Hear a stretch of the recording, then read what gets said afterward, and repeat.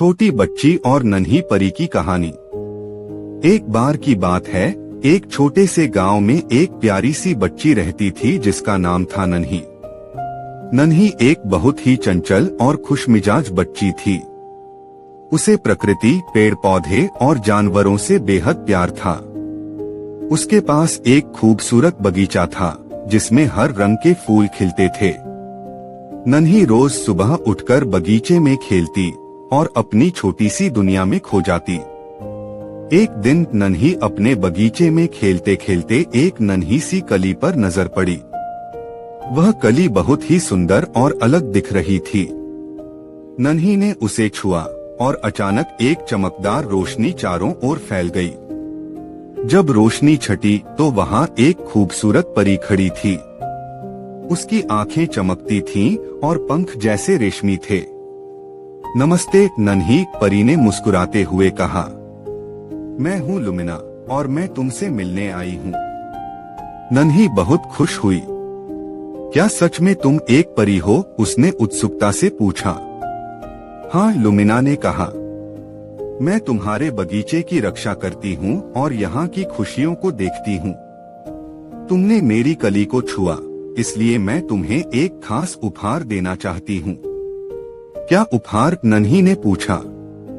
मैं तुम्हें 3 इच्छाएं पूरी करने का मौका दूंगी, लुमिना ने कहा। नन्ही को विश्वास नहीं हुआ। उसने अपनी आंखों पर यकीन किया। क्या मैं सच में कोई इच्छा मंगा सकती हूँ? हाँ, लेकिन सोच समझकर। ये इच्छाएं तुम्हारी जिंदगी में बड़ा बदलाव ला सकती हैं, लुमिना ने कहा। नन्ही ने सोचा। पहली इच्छा के बारे में सोचते हुए उसने कहा, मैं चाहती हूँ कि मेरे बगीचे में हर प्रकार के फूल खिलें। लुमिना ने अपनी जादुई छड़ी हिलाई और अचानक बगीचे में रंग बिरंगे फूल खिलने लगे। नन्ही ने खुशी से उछलते हुए कहा, वाह, यह तो अद्भुत है। अब तुम्हारी दूसरी इच्छा, लुमिना ने कहा। नन्ही ने फिर सोचा और कहा, मैं चाहती हूँ कि मेरे गांव के सभी बच्चे हमेशा खुश रहें और खेल सकें। लुमिना ने फिर से अपनी छड़ी हिलाई और गांव में सब बच्चे हंसते खिलखिलाते हुए खेलने लगे। नन्ही ने सबको खुश देखकर खुशी से झूम उठी। अब तुम्हारी तीसरी और अंतिम इच्छा, लुमिना ने कहा। नन्ही ने कुछ देर सोचते हुए कहा, मैं चाहती हूँ कि सब लोग एक दूसरे से प्यार करें और मिलजुल कर रहें। लुमिना ने फिर से जादू किया। गांव में एक नया माहौल बन गया। सभी लोग एक दूसरे की मदद करने लगे और खुशी खुशी रहने लगे। लेकिन जैसे जैसे समय बीत रहा था, नन्ही ने देखा कि उसके गांव में सब कुछ बहुत अच्छा हो गया है, लेकिन उसने अपनी खुशियों में एक कमी महसूस की। वह अकेली थी। उसके पास कोई ऐसा दोस्त नहीं था जिसके साथ वह अपनी खुशियां बांट सके। एक दिन नन्ही ने लुमिना से कहा, मैंने अपनी इच्छाएं तो पूरी करवा ली, लेकिन मैं अब भी अकेली हूँ। क्या तुम मुझे एक दोस्त दे सकती हो? लुमिना ने कहा, यह तुम्हारी तीसरी इच्छा का परिणाम है। लेकिन चिंता मत करो, मैं तुम्हारी मदद करूंगी। परी ने अपनी जादुई छड़ी को हिलाया और एक नई चमकीली रोशनी बिखेरी। अचानक वहां एक और बच्ची प्रकट हुई। वह नन्ही जैसी ही थी, लेकिन उसकी आंखें और भी चमकीली थीं। नमस्ते, मैं हूं लीलू, उसने कहा। क्या तुम मेरी दोस्त बनोगी? नन्ही ने खुशी खुशी कहा, हाँ, मैं तुम्हारी दोस्त बनना चाहती हूँ। दोनों बच्चियों ने एक दूसरे को गले लगाया और उनकी दोस्ती एक नई कहानी की शुरुआत बनी।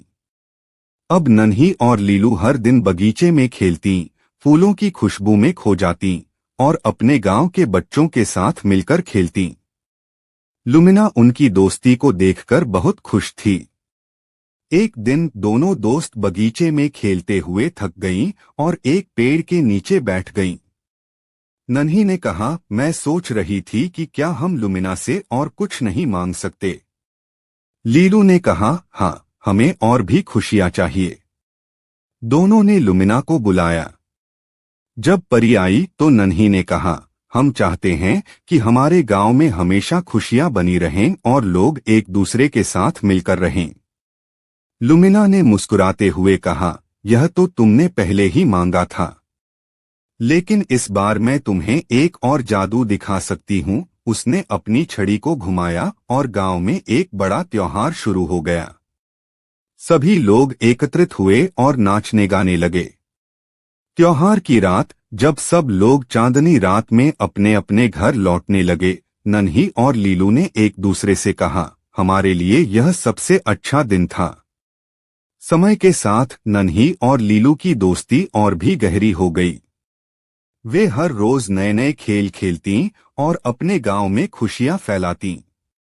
एक दिन जब वे बगीचे में खेल रही थीं, लुमिना उनके पास आई। उसने कहा, तुम दोनों ने सच्ची दोस्ती और प्यार का मतलब समझ लिया है। तुमने अपने गांव में खुशियां बिखेरी हैं। अब मैं तुम दोनों को एक और उपहार देना चाहती हूँ। क्या उपहार? नन्ही और लीलू ने एक साथ पूछा। मैं तुम्हें हमेशा के लिए जादुई शक्तियां दूंगी। तुम अपने गांव के लोगों की मदद कर सकोगी और जहां भी जाओगी खुशियां बिखेर सकोगी, लुमिना ने कहा। दोनों लड़कियां खुशी से झूम उठीं। उन्होंने परी का धन्यवाद किया और कहा, हम हमेशा खुशियों का प्रचार करेंगी और दूसरों की मदद करेंगी। इस तरह नन्ही और लीलू ने अपनी जादुई शक्तियों के साथ गांव में हर तरह की खुशियां फैलाना शुरू कर दिया।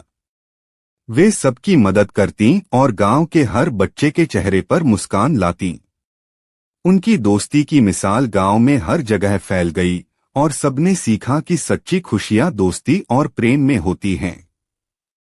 और इस तरह नन्ही और लीलू की कहानी गांव में हमेशा के लिए जीवित रही और वे हमेशा के लिए खुश रहने वाली दोस्त बनी। छोटी बच्ची और नन्ही